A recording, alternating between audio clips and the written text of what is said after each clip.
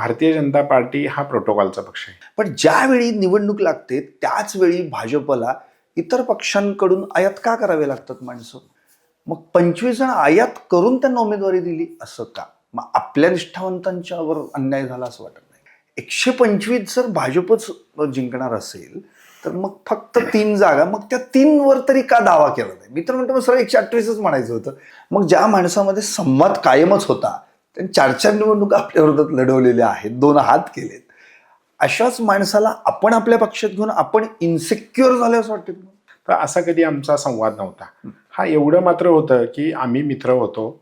मित्र असल्यामुळे मी कधी त्याच्यावर भाष्य केलं नाही की तो पॉलिटिकल रायव्हल किंवा विरोधात लढलाय, हे कधीच मला वाटलं नाही. परंतु ही कार्यकर्त्यांची निवडणूक आहे. बरोबर. ही सार्वत्रिक निवडणूक आहे. बरोबर. तर निश्चितच म्हणजे पहिल्या 2 इलेक्शनलाही त्यांची उणीव जाणवत होती, आजही जाणवते. परंतु ते आज कुठेतरी आज आमच्या पाठीमागे अदृश्य हात म्हणून ते आमच्या पाठीशी उभे आहेत.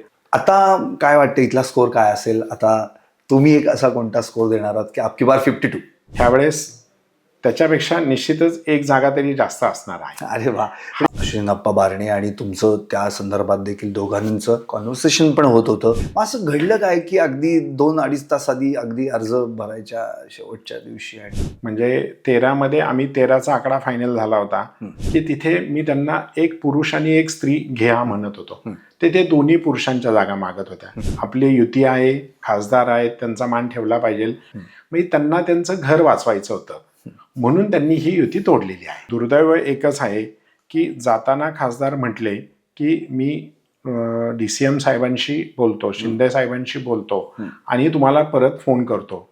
त्यांनी परत फोन करायच्या ऐवजी ते डायरेक्ट त्यांचं मीडियालाच आलं, पत्रकार परिषद घेतली आणि युती तुटली म्हणून सांगितलं. राजकारणात कधी कुणी कायमचा मित्र आणि कायमचा शत्रू नसतो. संदीप वगैरे काय सांगता येईल?